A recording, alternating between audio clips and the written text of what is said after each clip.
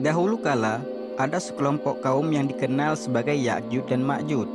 Mereka adalah kaum yang sangat kuat, berjumlah besar, dan gemar membuat kerusakan di muka bumi. Mereka merusak tanaman, membunuh ternak, dan menghancurkan segala sesuatu yang mereka lalui. Kehadiran mereka membuat kehidupan masyarakat menjadi tidak aman dan penuh dengan ketakutan. Ketika itu, Allah mengutus seorang raja yang saleh dan bijaksana bernama Zulkarnain. Zulkarnain adalah pemimpin yang memiliki kekuasaan besar, pengetahuan luas, dan keimanan yang kokoh. Dia mengembara ke berbagai penjuru dunia untuk menegakkan keadilan dan membantu orang-orang tertindas. Dalam perjalanannya, Zulkarnain tiba di sebuah daerah yang terletak di antara dua gunung. Penduduk daerah itu hidup dalam ketakutan karena ulah Ya'juj dan Ma'juj yang terus menyerang mereka. Mereka meminta bantuan kepada Zulkarnain untuk melindungi mereka dari kaum perusak tersebut. Penduduk berkata, "Wahai Zulkarnain, sesungguhnya Ya'juj dan Ma'juj adalah kaum yang membuat kerusakan di muka bumi. Maka dapatkah kami memberimu upah agar engkau membuat dinding penghalang di antara kami dan mereka?" Zulkarnain dengan penuh kebijaksanaan menjawab bahwa dia tidak membutuhkan upah. Dia hanya meminta bantuan penduduk untuk mengumpulkan bahan-bahan yang dibutuhkan. Zulkarnain berkata, "Apa yang telah dianugerahkan Tuhanku kepadaku lebih baik. Maka bantulah aku dengan kekuatan manusia dan alat agar aku membuatkan dinding penghalang antara kamu dan mereka." Dengan arahan Zulkarnain, penduduk mengumpulkan besi dalam jumlah besar.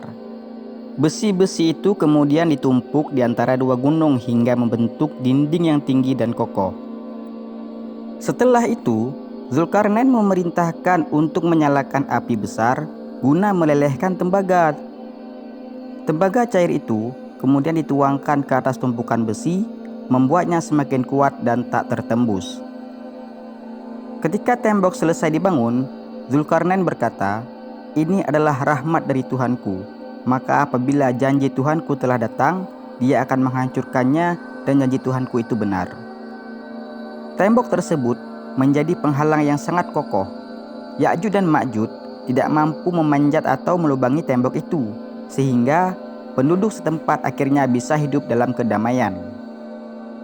Sejak Zulkarnain membangun tembok besar yang mengurung Ya'juj dan Ma'juj, mereka terisolasi di balik penghalang itu.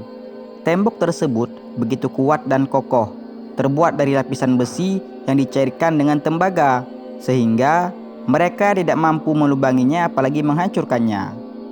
Namun, Ya'juj dan Ma'juj tidak pernah menyerah.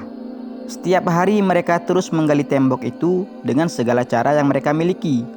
Mereka menggunakan alat-alat yang tajam dan mencoba mencari celah untuk keluar. Tetapi setiap kali mereka merasa hampir berhasil menembus tembok, waktu malam tiba dan mereka harus berhenti menggali. Di malam hari, Ya'juj dan Ma'juj berkata satu sama lain, "Besok kita akan melanjutkan menggali hingga kita bisa keluar." Namun, mereka lupa mengucapkan insya Allah. Akibatnya, keesokan harinya tembok itu kembali seperti semula, seolah-olah mereka tidak pernah menggali sebelumnya. Ya'juj dan Ma'juj terus menggali hari demi hari, tetapi usaha mereka selalu sia-sia. Mereka tidak menyadari bahwa tembok itu hanya bisa ditembus dengan izin Allah Subhanahu wa Ta'ala. Hingga saat ini, mereka masih terkunci di balik penghalang yang dibangun oleh Zulkarnain ribuan tahun yang lalu. Rasulullah SAW bersabda, "Setiap hari Ya'juj dan Ma'juj menggali untuk melubangi tembok, hingga ketika mereka hampir bisa menembusnya, pemimpin mereka berkata, 'Besok kita akan menyelesaikannya.' Namun, keesokan harinya, tembok itu kembali seperti semula." Hadis riwayat Ahmad. Meskipun Ya'juj dan Ma'juj terkunci di balik tembok, lokasi pasti dari tembok itu tidak diketahui oleh manusia. Allah Subhanahu wa Ta'ala menyembunyikannya sebagai rahasia besar. Yang jelas, Ya'juj dan Ma'juj adalah kaum yang sangat banyak jumlahnya. Mereka hidup di tempat yang terpencil dan tidak terjangkau oleh manusia lainnya. Ketika tembok yang dibangun oleh Dzulkarnain akhirnya hancur dengan izin Allah Subhanahu wa taala, Ya'juj dan Ma'juj keluar dari tempat persembunyian mereka. Jumlah mereka begitu banyak sehingga digambarkan seperti air bah yang mengalir dari celah-celah gunung. Mereka menyebar ke seluruh penjuru bumi dengan cepat, membawa kehancuran dimanapun mereka pergi. Allah Subhanahu wa taala berfirman, hingga apabila dibukakan tembok Ya'juj dan Ma'juj dan mereka turun dengan cepat dari seluruh tempat yang tinggi. Quran Surah Al-Anbiya ayat 96. Ya'juj dan Ma'juj adalah kaum yang sangat kuat, tidak memiliki belas kasihan dan tidak peduli pada apapun selain memenuhi kehendak mereka sendiri. Mereka menghancurkan tanaman, merusak bangunan, dan menyerang siapa saja yang ada di hadapan mereka. Ya'juj dan Ma'juj sangat rakus. Mereka akan meminum air dari danau-danau besar dan menghabiskan sumber daya alam dengan cepat. Salah satu danau yang akan mereka habiskan adalah Danau Tiberias. Rasulullah SAW bersabda, Ya'juj dan Ma'juj akan keluar, lalu mereka meminum air dari Danau Tiberias hingga habis. Orang-orang yang datang setelah mereka akan berkata, dahulu di sini pernah ada air. Hadis riwayat Muslim. Ya'juj dan Ma'juj tidak hanya menghabiskan sumber daya, tetapi juga melakukan kekerasan dan pembunuhan terhadap siapa saja yang mereka temui. Mereka tidak pandang bulu, baik manusia, hewan, maupun lingkungan semuanya menjadi korban keganasan mereka. Jumlah Ya'juj dan Ma'juj sangat luar biasa. Mereka datang dalam gelombang besar yang menutupi seluruh permukaan bumi, membuat manusia merasa tidak ada tempat untuk berlindung. Rasulullah SAW menggambarkan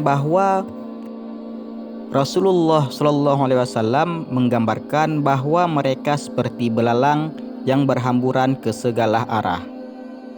Ya'juj dan Ma'juj terus bergerak tanpa henti, menyebar ke seluruh penjuru bumi. Mereka tidak peduli terhadap lingkungan, kehidupan, atau makhluk lain. Kehadiran mereka membawa ketakutan besar bagi umat manusia yang tidak memiliki kekuatan untuk melawan atau menghentikan mereka. Banyak penduduk bumi yang melarikan diri dan mencari tempat perlindungan, tetapi Ya'juj dan Ma'juj tetap menemukan mereka. Dalam kesombongan mereka, Ya'juj dan Ma'juj mulai merasa telah menaklukkan seluruh dunia. Bahkan mereka merasa mampu menantang langit. Salah satu dari mereka berkata, kita telah mengalahkan penduduk bumi. Sekarang, mari kita kalahkan penghuni langit. Mereka pun memanah ke langit dan Allah Subhanahu wa taala membuat panah-panah mereka kembali dengan darah palsu sebagai ujian bagi mereka, sehingga mereka semakin sombong dan merasa tidak terkalahkan. Sementara itu Nabi Isa dan orang-orang beriman berlindung di tempat-tempat yang tinggi seperti gunung-gunung untuk menghindari ancaman Ya'juj dan Ma'juj.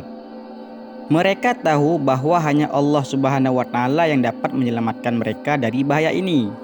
Dalam perlindungan mereka, mereka memanjatkan doa yang tulus kepada Allah Subhanahu wa taala agar diberi keselamatan. Umat manusia yang beriman memohon dengan penuh harap, ya Allah, Tuhan yang Maha Kuasa, selamatkanlah kami dari kaum perusak ini. Engkaulah satu-satunya pelindung kami. Doa mereka akhirnya dikabulkan oleh Allah Subhanahu wa taala.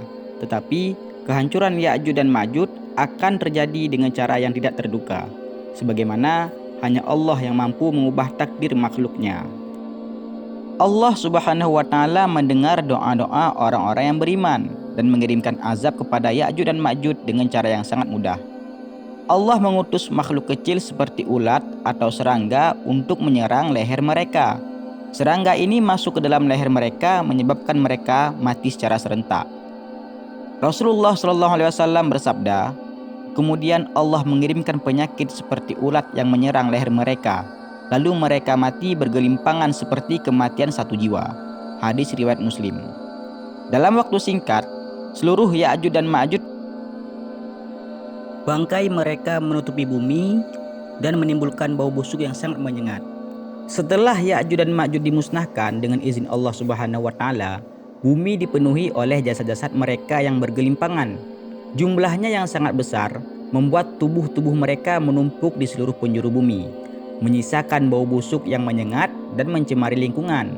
Keadaan ini membuat manusia tidak mampu bertahan lama, bahkan dalam persembunyian mereka. Nabi Isa alaihi salam dan para pengikutnya yang selamat merasa khawatir dengan situasi ini. Mereka menyadari bahwa hanya Allah Subhanahu wa Ta'ala yang dapat membersihkan bumi dari kehancuran dan kotoran yang ditinggalkan oleh Ya'juj dan Ma'juj. Dengan penuh keikhlasan, Nabi Isa alaihi salam memimpin umatnya untuk memohon pertolongan kepada Allah Subhanahu wa Ta'ala. Nabi Isa alaihi salam bersama umatnya berdoa dengan penuh khusyuk. Ya Allah, Rabb kami yang Maha Kuasa, bersihkanlah bumi ini dari jasad-jasad Ya'juj dan Ma'juj, dan kembalikanlah kesucian dunia sebagaimana Engkau kehendaki. Sesungguhnya Engkaulah Maha Penyayang lagi Maha Penolong. Doa tersebut dikabulkan oleh Allah Subhanahu wa Ta'ala sebagai tanda kasih sayangnya kepada umat beriman.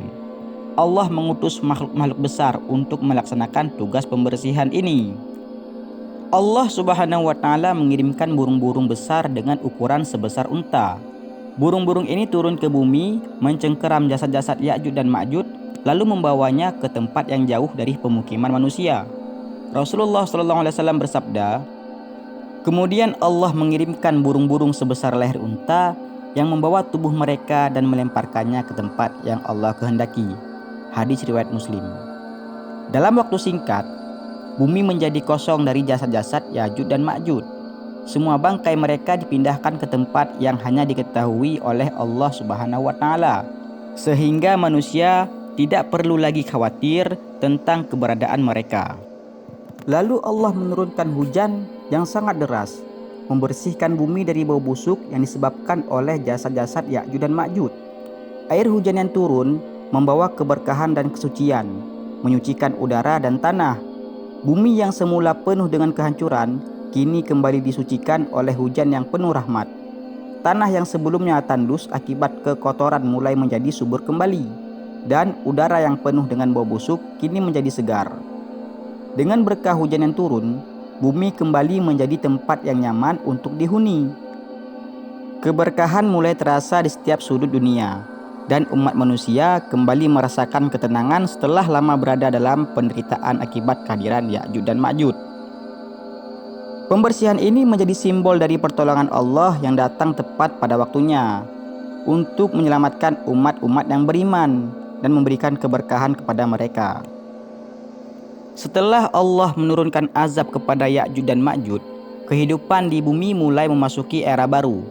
Dengan lenyapnya dua bangsa yang sangat merusak itu, dunia yang sebelumnya dilanda kerusakan, kekacauan, dan ketakutan kini dipulihkan kembali.